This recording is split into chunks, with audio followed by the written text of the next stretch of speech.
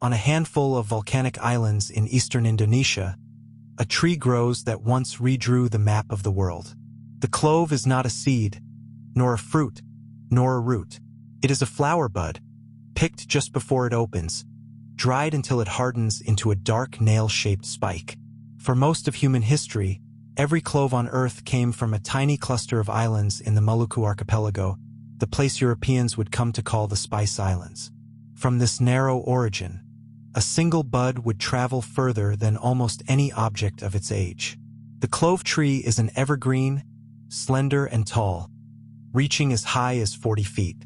It belongs to the myrtle family, and it thrives only in warm, humid, tropical air, in deep volcanic soil within sight of the sea. A young tree takes patience. It may grow for 6 or 7 years before it flowers at all, and it does not reach full yield until it is past 20.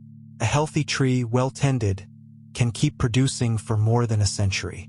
Harvest is the most demanding part of the clove's long life, and almost all of it is still done by hand. The buds must be gathered at exactly the right moment, while they are still closed and have turned from pale green to a deep pink. Wait too long, and the flower opens, and the spice is lost. Workers climb the trees or balance on long ladders, picking each cluster one by one, dropping them into baskets slung at the waist. The buds are then spread out in the sun and turned for several days, until they lose most of their weight and shrink into the hard brown cloves we know. It takes thousands of hand-picked buds to fill a single sack. That fragile, perishable process explains why cloves were once treated as treasure. In the ancient world, they reached the courts of China, where officials were said to hold them in the mouth to sweeten the breath before addressing the emperor. They moved along trade routes to Rome and into the medicine chests of the Arab world, their true source kept a careful secret by the merchants who carried them. For centuries, no buyer in Europe knew where cloves actually grew. The mystery only raised the price. By the late Middle Ages, cloves were worth their weight in gold, and the desire to control them helped launch the age of exploration. When Portugal and then the Netherlands reached the Spice Islands, they did not simply trade. The Dutch East India Company seized the clove monopoly with brutal force, restricting the trees to islands they controlled and destroying every clove tree they found elsewhere. Whole communities were uprooted, and rebellions were crushed, all to keep the price of one flower bud high. The monopoly held until the 18th century, when a French official smuggled seedlings out and carried them to other tropical colonies. Cloves took root in Zanzibar and Madagascar, and the secret was finally broken. Today, the geography of cloves has shifted far from where it began.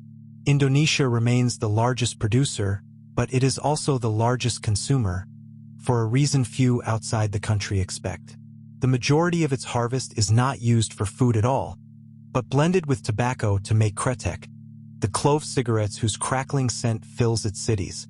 Madagascar and Tanzania, home to Zanzibar, now lead the world in cloves traded across borders. In the kitchen, the clove remains unmistakable, warm and sharp and slightly numbing, a single bud enough to flavor a whole pot. It studs hams and spices mulled wine, and it anchors blends from Indian garam masala to Chinese five-spice. Its power comes from an oil called eugenol, the same compound long used by dentists to dull the ache of a tooth, a reminder that this spice was always medicine as much as flavor. From a few trees on a few islands to plantations across the tropics, the clove carries a long memory. It is a flower that was never allowed to bloom, picked in its final closed moment and dried into something that would outlast empires. The men who fought and died for it are gone, and the monopolies have crumbled, but the small dark bud endures, still gathered by hand, still worth the climb.